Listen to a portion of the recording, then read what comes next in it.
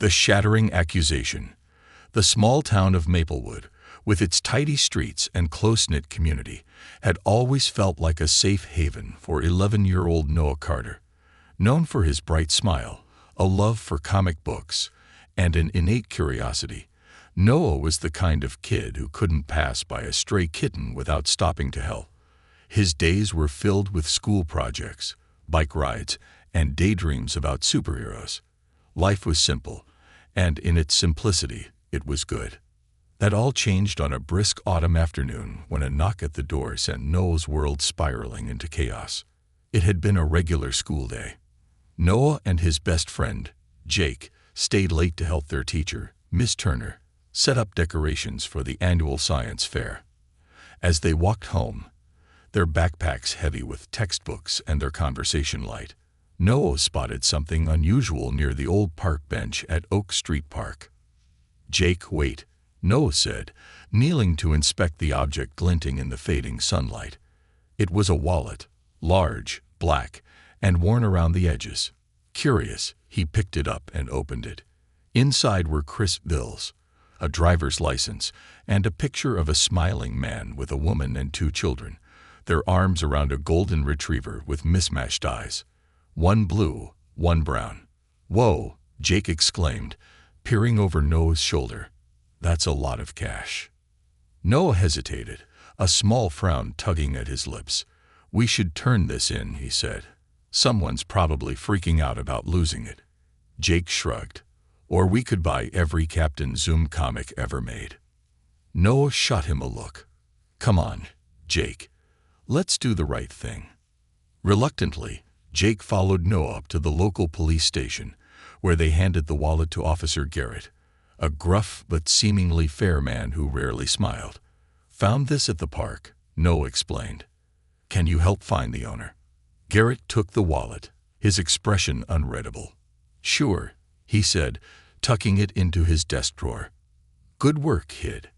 As they left, Noah couldn't shake a strange feeling. Something about Garrett's tone, the way his eyes lingered on the cash, made Noah uneasy, but he brushed it off. He'd done his part. 3 days later, everything fell apart. It started with a knock at the door. Noah was sitting at the kitchen table, struggling through his math homework, when his mom, Rachel, a hard-working nurse with warm brown eyes, answered the door. Standing on the porch were Officer Garrett and another officer Noah didn't recognize. "Noah Carter." Garrett's voice was sharp, cutting through the late afternoon calm. Rachel stepped forward, her protective instincts immediately kicking in. "What's this about?" she demanded, her tone firm but polite. Garrett didn't mince words. "We've received a report that your son is a suspect in the theft of a wallet reported missing last week." Rachel's jaw tightened. "That's impossible. My son wouldn't steal anything." Noah appeared in the doorway, his heart thudding in his chest. "What are you talking about?" "I turned that wallet in." Garrett crossed his arms, his expression hard. "The wallet was never logged into evidence, and the owner says it hasn't been returned. All we have is your word." "I didn't do anything wrong," Noah exclaimed, his voice rising. "I gave it to you. You said you'd handle it." Garrett's expression didn't waver. "If you have proof, now's the time to share it. Otherwise, this is going to court." Rachel stepped between Noah and the officers, her eyes blazing with fury. "You're not accusing my son without evidence. He's 11 years old, for goodness sake. This is outrageous." Garrett's lips twitched into a smirk. "The law doesn't discriminate by age, Mom." As the officers left, Rachel wrapped Noah in a fierce hug, but the damage was done. By the next morning, whispers had spread through the school. Kids pointed and snickered in the hallways. Even Jake, usually loyal to a fault, seemed distant, his usual jokes replaced by awkward silences. Noah tried to hold his head high, but the weight of the accusations crushed him. How could he prove his innocence when the only adult who could back him up was the very one accusing him? And why would Garrett lie? The answer lay hidden, shrouded in secrets Noah never imagined uncovering. But one thing was certain: he wasn't going to let Garrett win. With his mother's support and the unexpected guidance of a sharp-witted lawyer, Noah vowed to clear his name, no matter what it took. A silent witness. The courtroom was nothing like Noah imagined. It was larger, colder, and far more intimidating than the shows he'd seen on TV. The polished wood gleamed under the harsh overhead lights, and the rows of benches were packed with curious onlookers. Whispers rippled through the room as Noah entered, his small frame swallowed by his too big blazer. His mother gripped his shoulder reassuringly, but the fear in her eyes mirrored his own. Officer Garrett stood at the prosecution's table, his presence looming. He looked calm, confident, as though the outcome was already decided. His gaze flickered to Noah, a faint smirk playing on his lips, and Noah's stomach twisted. How could someone so trusted by the town lie so easily? Miss Samantha Daniels, the defense attorney Rachel had hastily hired, was nothing like the rigid lawyers in movies. She was young, with an easy smile and sharp eyes that seemed to see everything. "Noah," she said gently, crouching to his level, "you're braver than most adults I know. I'm going to do everything I can to help you. But I need you to be honest with me about everything, okay?" Noah nodded, his throat dry. "I didn't take it. I swear." Miss Daniels smiled, a spark of determination in her eyes. "I believe you." The proceedings began with the prosecutor, a stern man with graying hair, outlining the case against Noah. He painted a picture of a sneaky, dishonest child who had found the wallet and kept it for himself. "The evidence is clear," he concluded, gesturing toward Garrett. "Officer Garrett's testimony is credible. He has served this town for over 15 years without blemish. The boy, on the other hand, has no proof to support his story." Miss Daniels stood, her expression calm but steely. "Your Honor, my client is an 11-year-old boy with no history of dishonesty or theft. He turned the wallet in at the police station, an action that speaks to his integrity. The fact that the wallet was never logged into evidence raises serious questions, questions that point not to my client, but to Officer Garrett." A murmur ran through the courtroom, and the judge banged his gavel. "Proceed carefully, Ms. Daniels." As the testimonies began, Noah felt like a spectator in his own life. Garrett recounted his version of events with practiced ease, his story meticulously crafted.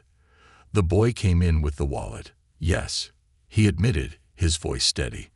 But he was acting nervous, suspicious. "I didn't think much of it at the time, but later when the wallet wasn't logged and the owner reported it missing, it became clear what had happened." Garrett's words felt like a punch to Noah's chest. He wanted to shout, to tell everyone it wasn't true, but his throat closed up. Miss Daniels, however, was unfazed. She leaned forward, her tone sharp. "Officer Garrett, you've worked in law enforcement for over a decade. Are you telling this court that you didn't think to log the wallet immediately?" Garrett hesitated, just for a fraction of a second, but it was enough for Miss Daniels to pounce. "Is that standard procedure in this department? To not log evidence?" Garrett's jaw tightened. "I was busy. It happens." Miss Daniels tilted her head, as though considering his words. "I see. And where exactly did you place the wallet after Noah handed it to you?" "In my desk drawer," Garrett replied, his tone clipped. Miss Daniels raised an eyebrow. "Your desk drawer? Was it locked?" Garrett's lips thinned. "No, but it's a secure station." Miss Daniels didn't press further, but the seeds of doubt were planted.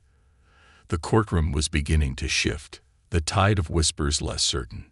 Then it was Noah's turn. The judge called him to the stand, and every step to the witness box felt like walking through quicksand. His hands trembled as he took the oath, his small voice barely audible. He sat down, his legs swinging nervously under the chair. Miss Daniels approached, her tone gentle. "Noah, can you tell us what happened the day you found the wallet?" Noah nodded, his voice shaking as he recounted the events. "I was walking home with Jake, and I saw it near the park bench. I opened it to see if there was an ID, and there was, a man named Mark Henderson. There was also a photo of him with his family and a dog. It had one blue eye and one brown eye. Miss Daniels smiled encouragingly. You remember the details well. What did you do next? I took it to the police station, Noah said, his voice growing steadier. Officer Garrett was there. I gave it to him and told him I'd found it. He said he'd take care of it. Miss Daniels nodded. Did you ever see the wallet again? No, Noah said firmly. Not until Officer Garrett said it was missing. Thank you, Noah. Miss Daniels turned to the prosecutor. Your witness. The prosecutor's cross-examination was brutal. He questioned Noah's memory, his motives, and even his friendship with Jake, insinuating that the two had planned to keep the wallet. Noah's fists clenched under the table, but he answered every question with quiet determination. Finally, it was over, and Noah returned to his seat beside his mother, who hugged him tightly. You were amazing, she whispered, but Noah wasn't sure he believed her. The next witness was Mark Henderson, the wallet's owner.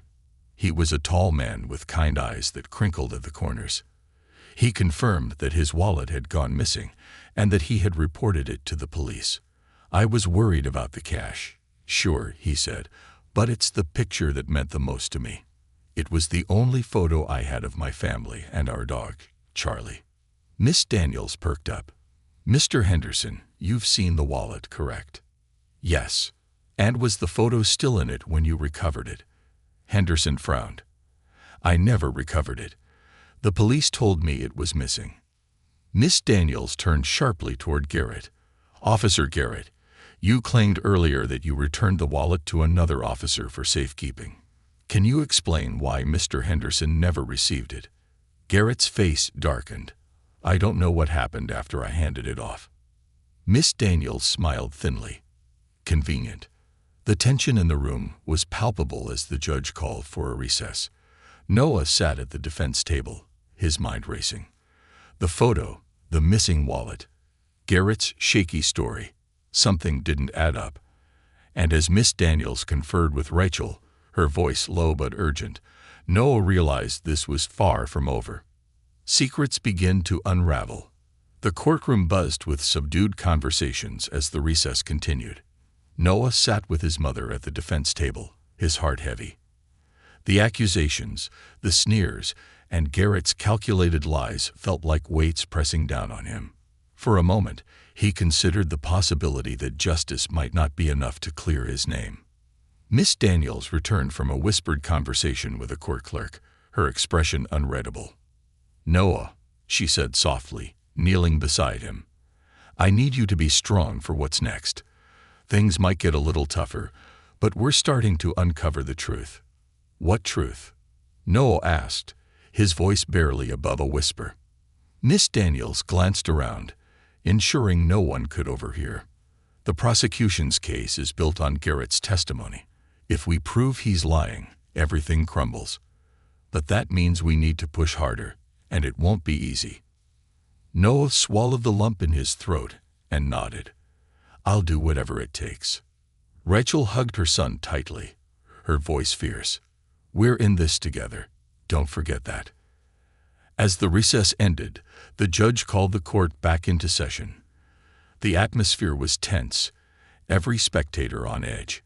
Garrett's confident demeanor had faltered slightly, and Noah noticed the officer's fingers tapping against the table in a nervous rhythm. Miss Daniels stood. Your Honor, I'd like to request a deeper investigation into Officer Garrett's handling of the wallet. His testimony is riddled with inconsistencies, and I believe there's more to this story than meets the eye. The prosecutor, clearly annoyed, shot to his feet. Objection. Speculation.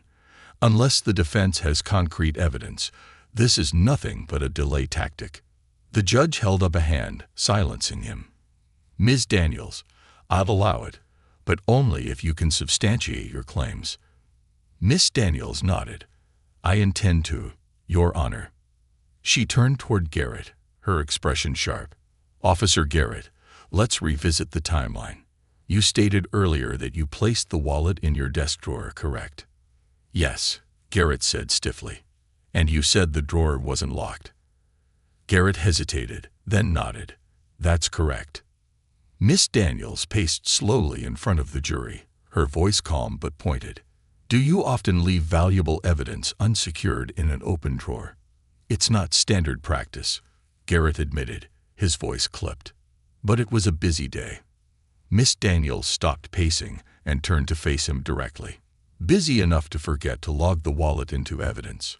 Garrett bristled. It wasn't a priority at the time. Noah watched as Miss Daniels tilted her head slightly, her eyes narrowing like a hawk circling its prey. Not a priority. An item containing several $100s, a driver's license, and a sentimental photograph wasn't a priority. Garrett's jaw tightened. I was handling other matters. Miss Daniels walked to the defense table and picked up a folder. Your Honor, I'd like to introduce a piece of evidence that may shed light on Officer Garrett's handling of this case. The judge nodded. Proceed. Miss Daniels held up a printed logbook entry from the station. This is the daily activity log from the day the wallet was brought in. Officer Garrett's entries show no mention of receiving a wallet from my client or anyone else. A murmur rippled through the courtroom, and Garrett's face turned red. Miss Daniels continued, her voice steady. Furthermore, we reviewed surveillance footage from the station lobby. It shows Noah handing the wallet to Officer Garrett. The footage also shows Garrett placing the wallet in his drawer, but there's no evidence of it ever being logged or processed afterward. The prosecutor leaped to his feet. Objection. The defense is introducing evidence without prior notice. Miss Daniels faced the judge. Your Honor, this evidence is a direct response to the prosecution's reliance on Officer Garrett's testimony. It's crucial to this case. The judge considered for a moment before nodding. Overruled. The evidence is admissible. Garrett's composure cracked further as Miss Daniels approached the witness stand again. Officer Garrett, if you didn't log the wallet, and it wasn't returned to Mr. Henderson, where is it now? Garrett's mouth opened and closed like a fish gasping for air. I don't know. Maybe someone else took it. Miss Daniels raised an eyebrow. Someone else? That's quite an accusation. Do you have any proof? No, Garrett admitted, his voice barely audible. Miss Daniels turned to the jury, her expression one of disbelief. Ladies and gentlemen, we have a trusted officer who admits to failing to log crucial evidence, failing to secure it, and now claims someone else may have taken it. Yet this same officer is accusing an 11-year-old boy of theft without a shred of evidence. Does that sound like justice to you? The tension in the room was palpable. Garrett's face was pale, his confidence shattered. Then Miss Daniels dropped her final bombshell. Your Honor, I have one more piece of evidence, a financial report showing recent unexplained deposits into Officer Garrett's personal bank account. The timing of these deposits coincides suspiciously with the disappearance of the wallet. A collective gasp filled the room. Garrett shot to his feet, his voice trembling with anger. This is outrageous. I've done nothing wrong. The judge banged his gavel. Order in the court. Miss Daniels remained calm, her voice cutting through the chaos.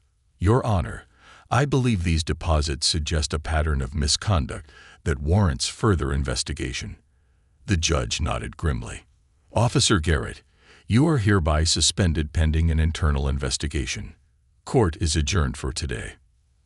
As the gavel struck, Noah felt a weight lift from his chest. He wasn't out of the woods yet, but for the first time, he saw a glimmer of hope. Outside the courthouse, reporters swarmed, their cameras flashing and their voices shouting questions.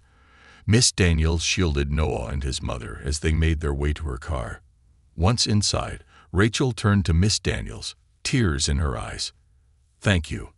I don't know how we'll ever repay you. Miss Daniels smiled warmly. Just focus on supporting Noah. He's the real hero here. Noah looked out the window, his mind racing. Garrett's lies were starting to unravel, but something still nagged at him. The wallet, the photo, and the shadowy truth they concealed. This wasn't over. Not yet. The hidden truth. The days following the dramatic courtroom session were a blur for Noah and his mother. The whispers in town had quieted somewhat, but the tension was still palpable. Rachel kept a close eye on her son, refusing to let him out of her sight. Miss Daniels continued working tirelessly, poring over every detail of the case, while Officer Garrett's suspension became the talk of the town. But for Noah, something still didn't sit right. Garrett's shifty behavior and the financial inconsistencies were damning, but they didn't explain everything. Where was the wallet? And why had Garrett lied in the first place? These questions gnawed at him, and the more he thought about them, the more he became convinced that Garrett wasn't working alone. One evening, as Noah sat at the kitchen table, staring blankly at his untouched homework, his mother placed a gentle hand on his shoulder. "Noah, you've been quiet. What's on your mind?" "I don't think Garrett was the only one," Noah said softly. "There's more to this." Rachel frowned, her protective instincts kicking in. "Honey, you've already been through so much. Let Miss Daniels handle the rest." Noah shook his head. "But what if she doesn't know everything? What if there's something I saw that could help?" Rachel hesitated, then sighed. "All right. Tell me what you're thinking." Noah reached for his notebook and flipped to a blank page, sketching out a rough timeline of events. "It started when I found the wallet. There was cash, IDs, and a picture. Garrett didn't log it, but he said he handed it off to someone else. What if he was lying to protect them?" Rachel's brow furrowed. "You think someone else is involved?" Noah nodded. "The photo. It was important. Mr. Henderson said it was the only one of his family and their dog. What if Garrett or someone else wanted that wallet because of what was in it?" Rachel stared at him, a mix of pride and worry in her eyes. "You might be onto something, but how do we figure out who?" Before Noah could answer, the doorbell rang. Rachel tensed. "Stay here," she said firmly, heading to the door. Noah's heart raced as he listened to the muffled voices at the door. Moments later, Miss Daniels walked in, her expression serious. "Noah," she said, her tone urgent, "I just got off the phone with the internal affairs officer investigating Garrett. They found something in his locker at the station, a key to a storage unit on the outskirts of town. They're getting a warrant to search it now." Noah's pulse quickened. "Do you think the wallet could be there?" Miss Daniels shrugged. "It's possible, but what's more interesting is that Garrett's phone records show frequent calls to a number registered to someone named David Trent." "Who's that?" Rachel asked. Miss Daniels pulled out a folder and handed it to Rachel. "David Trent owns a private security company. He's been linked to several shady dealings in the past, but nothing ever stuck.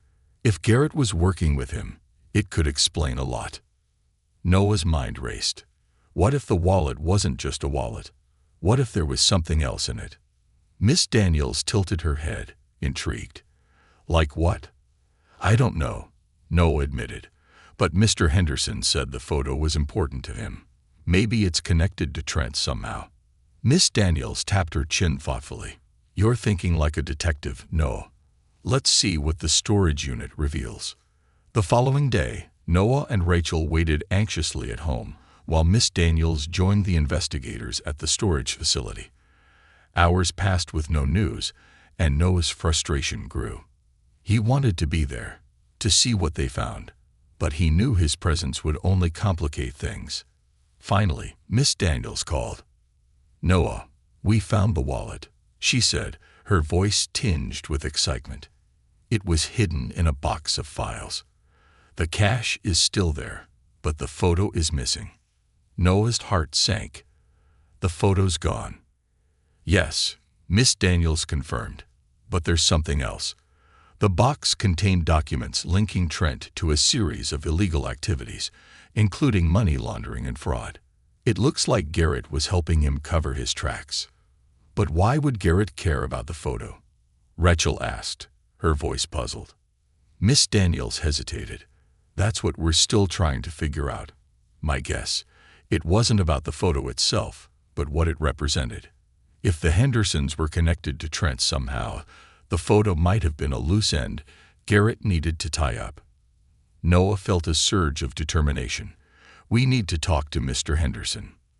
Miss Daniels agreed, arranging a meeting for the following afternoon. When Noah, Rachel, and Miss Daniels arrived at the Hendersons' modest home, Mark Henderson greeted them with a wary smile. He invited them into the living room, where his wife and 2 young children sat quietly. "Mr. Henderson," Miss Daniels began, "we need your help. We found your wallet, but the photo of your family was missing. We think it might be important." Mark's face darkened. "That photo, it was taken 2 years ago at a charity event. My wife and I were helping to raise money for a community center. Was anyone else involved in the event?" Miss Daniels asked. Mark nodded. "David Trent. He was one of the major donors." Noah's eyes widened. "Do you think he's connected to Garrett?" Mark hesitated, then leaned forward, lowering his voice. "Trent was charming at first, but I started hearing rumors about him. People said he used his donations to launder money. When I confronted him, he brushed it off. But I think he saw me as a threat.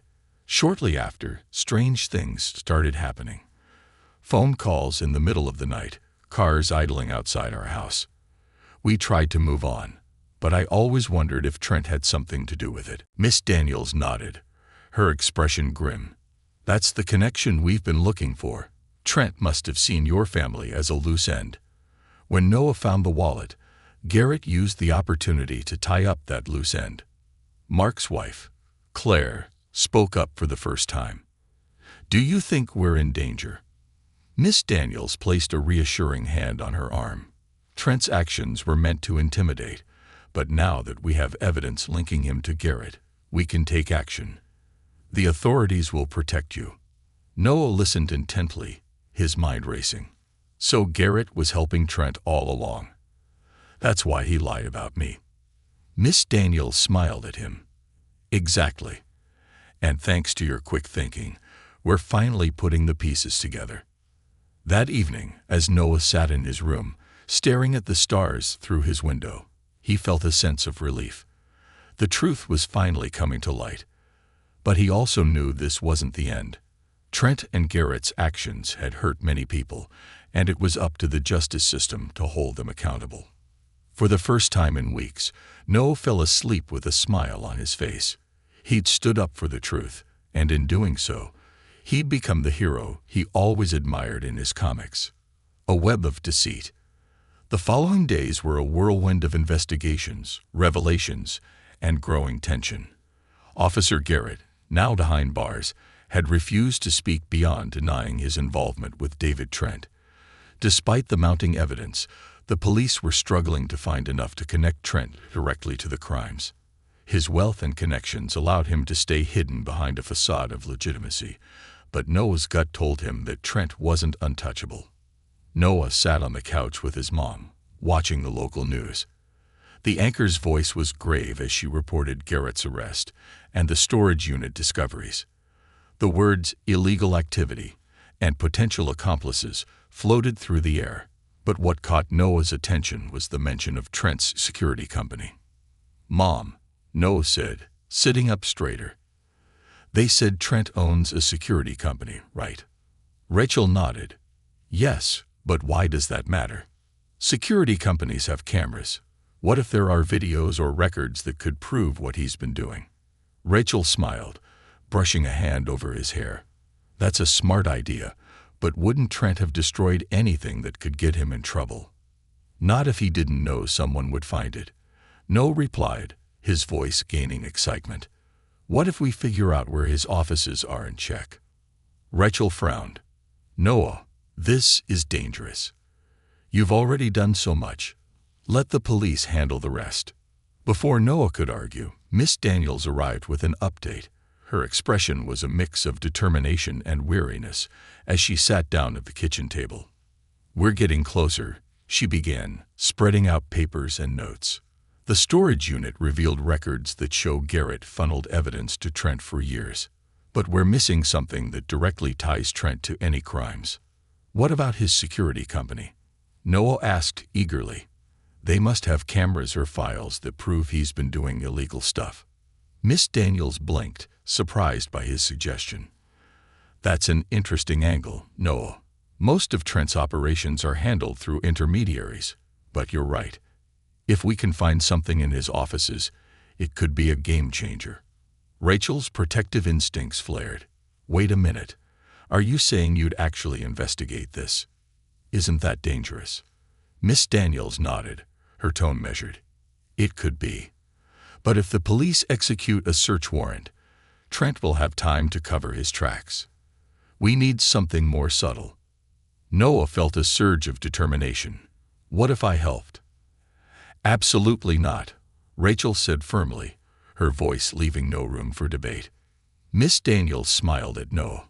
Your bravery is inspiring, but your mom's right. This isn't something you should be involved in. Leave the risks to the adults. That evening, Miss Daniels met with Sergeant Miller to discuss the next steps. While the police worked to tighten their case against Garrett and Trent, Miss Daniels couldn't shake the feeling that they were running out of time. Trent's influence stretched far, and she suspected he was already working to dismantle whatever evidence they'd gathered. Sergeant Miller sighed as he reviewed the storage unit records. Trent's good. He's been careful, covering his tracks. We might not have enough to bring him in. Miss Daniels leaned back in her chair, her mind racing. What about his offices? Any chance we could get a warrant to search them? Miller frowned. We'd need probable cause. Trent's lawyers are good at making warrants disappear if they're not airtight. What if we found something that led us to his offices, something in plain view? Miss Daniels asked. Miller raised an eyebrow. You mean like a tip from someone inside? Exactly, Miss Daniels said, her eyes lighting up. If we can get someone close to Trent to talk, it might give us the leverage we need. Meanwhile, Noah couldn't let the idea of Trent's security company go. Late that night, he sat at his computer, searching for information about the business. He found their official website, which boasted state-of-the-art surveillance systems and high-profile clients. It didn't take long for him to locate the address of their main office, a sleek building on the outskirts of town. Noah hesitated. He knew he promised to stay out of it, but something inside him refused to sit idle. Trent had hurt so many people, and if there was a chance he could help stop him, wasn't it worth the risk? The next day, while his mom was at work, Noah grabbed his backpack and slipped out of the house. He took his bike, pedaling furiously toward the address he'd found. His heart pounded with a mix of fear and excitement as the industrial buildings loomed closer. When he arrived, he stashed his bike behind a dumpster and approached the building cautiously. The front doors were locked, but he noticed a side entrance where a delivery truck was unloading boxes. Noah waited until the workers went inside, then slipped through the door. The interior was cold and sterile, with sleek metal walls and security cameras mounted at every corner. Noah kept his head down, his heart hammering as he moved deeper into the building. He passed several empty offices before spotting a room labeled Archives. The door was slightly ajar. Inside, rows of filing cabinets and shelves, filled with labeled boxes stretched to the ceiling. Noah's breath caught as he realized he'd stumbled upon what might be the company's records. He grabbed his phone, taking pictures of everything he could, focusing on boxes labeled with dates and project names. Suddenly, voices echoed down the hallway. Noah froze, his stomach twisting in fear. He quickly ducked behind a shelf, clutching his phone as the voices grew louder. I told you to destroy those files, a gruff voice said angrily. If anyone finds them, we're done. I'm working on it, another voice replied. But it'll take time. There's too much to shred in one go. Noah's heart raced. He peeked around the corner and saw two men standing near the entrance, one of them holding a clipboard. They looked tense, their eyes darting nervously. We'll finish tonight, the first man said. No mistakes. The men left, their footsteps fading down the hall. Noah exhaled shakily, his hands trembling as he stuffed his phone into his pocket. He needed to get out before they returned. Back at home, Noah downloaded the photos onto his computer. His hands were still shaking as he scrolled through them, scanning for anything that could help Miss Daniels. One image caught his attention, a ledger page with familiar names. including Officer Garrett and Mark Henderson.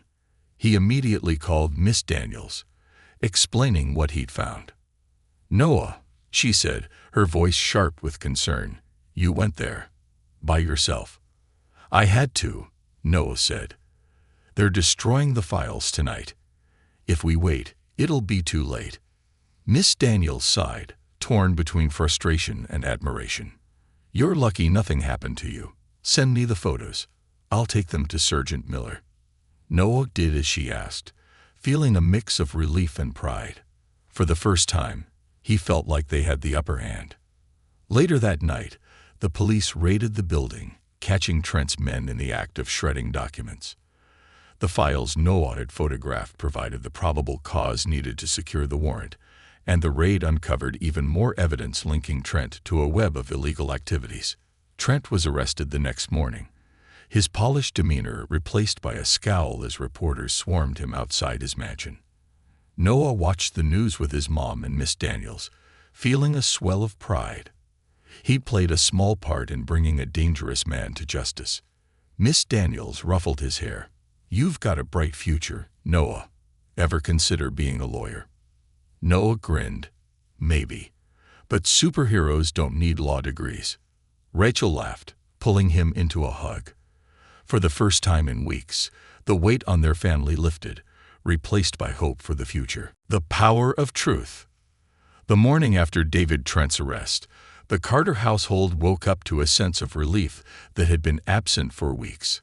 The shadow of suspicion and fear that had loomed over them had finally lifted. Noah could hear the faint sounds of his mom humming in the kitchen, something she hadn't done since this ordeal began. He stretched and yawned, feeling lighter than he had in days. By the time he shuffled into the kitchen, still in his pajamas, Rachel was setting a plate of pancakes on the table. She greeted him with a warm smile, one that reached her eyes for the first time in a long time. "Morning, champ," she said, ruffling his hair. "How does it feel to be a local hero?" Noah blushed, sliding into his chair. "I didn't do it alone. Miss Daniels and the police did most of the work." Rachel leaned down, cupping his face in her hands. "Don't sell yourself short, Noah. Without you, they wouldn't have found the evidence in time. You were brave, resourceful, and you stood up for what was right. That makes you a hero in my book." Noah smiled shyly, taking a bite of his pancake. The weight of the past few weeks had been replaced by a sense of pride, though he still felt a lingering curiosity about what would happen next. Later that day, Miss Daniels arrived, her expression triumphant as she stepped inside. She carried a thick folder under her arm and handed Rachel a copy of the local newspaper. The headline read, "Local Boy's Courage Leads to Arrest of Corrupt Businessman and Officer." Rachel beamed as she skimmed the article. "Noah, you're famous." Noah groaned, burying his face in his hands. "Great. Now everyone at school's going to call me Detective Noah or something." Miss Daniels laughed, setting the folder on the table. "Better than being called a thief, don't you think?" Noah couldn't argue with that. Miss Daniels took a seat, her tone turning serious. "Trent's arrest has opened up a whole new investigation. The files from his office contain names of people he bribed, evidence of fraudulent deals, and even connections to other towns where similar crimes took place. This is bigger than we imagined." Rachel looked concerned. "Does that mean we're still in danger?" Miss Daniels shook her head. "No. With Trent in custody and Garrett already arrested, there's no immediate threat. But the authorities are working to ensure everyone involved is held accountable. They're even looking into past cases Garrett handled, in case he covered up other crimes." Noah leaned forward, his brow furrowed. "What about Mr. Henderson's photo? Did they ever find it?" Miss Daniels hesitated. "Not yet, but I think Trent or his associates destroyed it before we could recover it. The good news is Mr. Henderson and his family are safe, and they're cooperating with the investigation. They're grateful for everything you did." Noah felt a pang of sadness for the Hendersons. He couldn't imagine losing something so personal, but he was glad they were safe. Over the next few weeks, life slowly returned to normal. The town buzzed with talk of the case, and Noah became something of a celebrity among his classmates. Jake, who had avoided Noah during the accusations, apologized sincerely. "I'm sorry I doubted you," Jake said one day during lunch. "I should have stood by you." "It's okay," Noah said, offering a small smile. "It was a tough situation." Jake grinned. "Still, you're officially cooler than Captain Zoom now.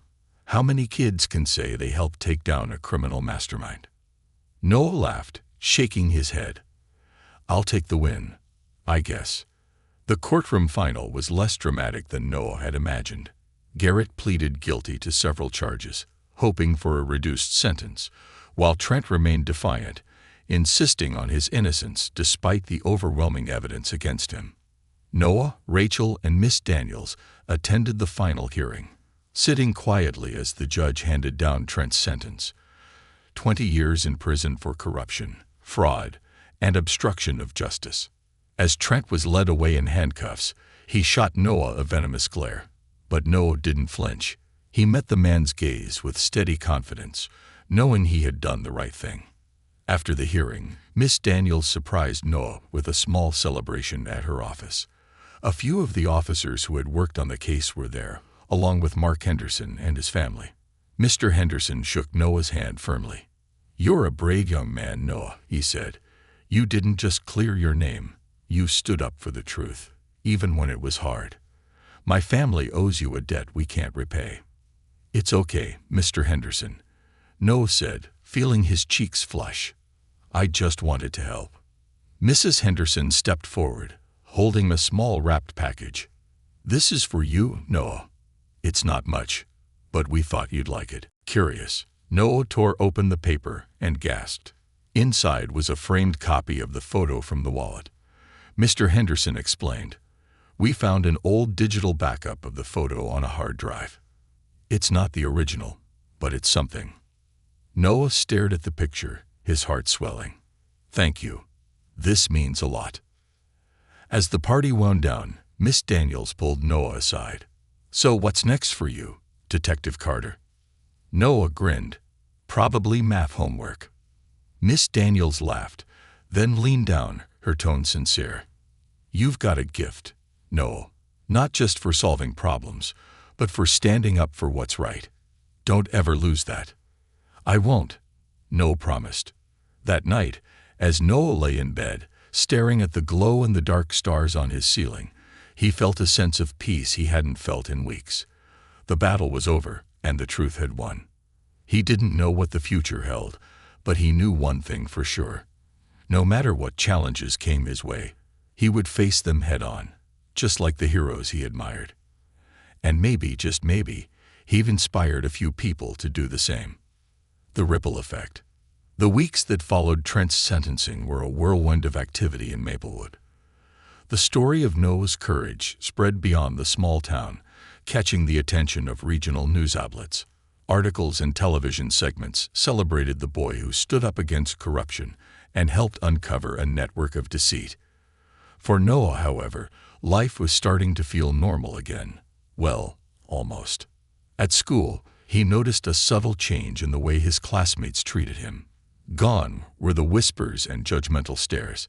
Instead, there were nods of respect, pats on the back, and even shy compliments. Jake made sure to remind everyone that Noah was not just the guy who'd be a corrupt cop and a criminal mastermind, but also the fastest reader in the Captain Zoom comics universe. Still, Noah wasn't interested in fame.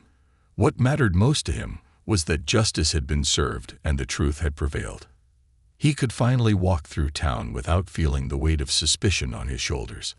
An unexpected visitor. One crisp Saturday morning, as Noah and Rachel enjoyed pancakes at the kitchen table, there was a knock at the door. Rachel exchanged a puzzled look with Noah before answering. Standing on the porch was Mr. Henderson, holding a small box and wearing a warm smile. "Good morning," he said. "I hope I'm not interrupting." "Not at all," Rachel replied, ushering him inside.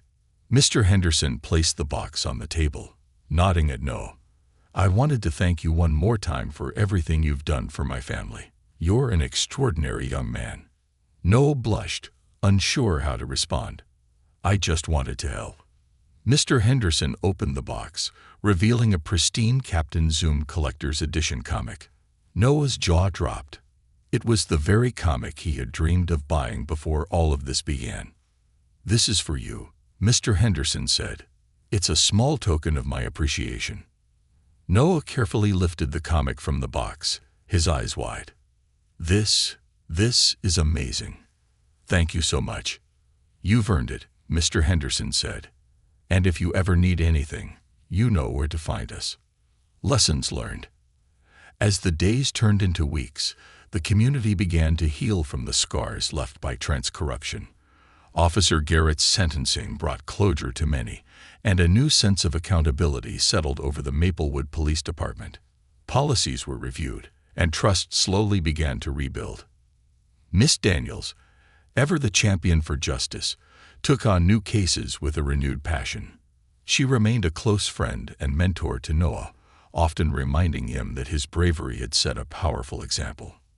"Noah," she told him during one of their visits, "you've shown people that even when the odds are stacked against you, standing up for the truth is always worth it."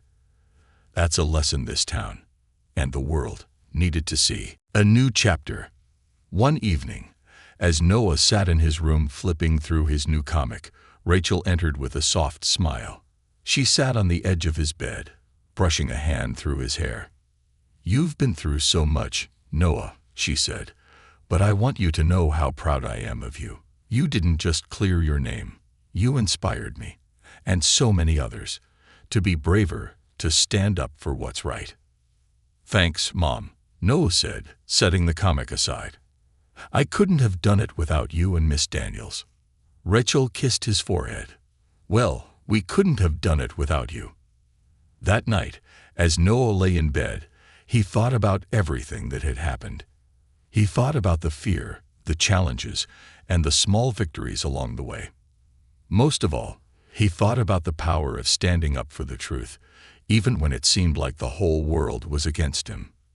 The stars on his ceiling glowed faintly as he drifted off to sleep, his mind already dreaming of new adventures. He didn't know what the future held, but he was ready for it, knowing that with courage, determination, and a little help from those who believed in him, he could overcome anything. And in the quiet of the night, a new hero's story began.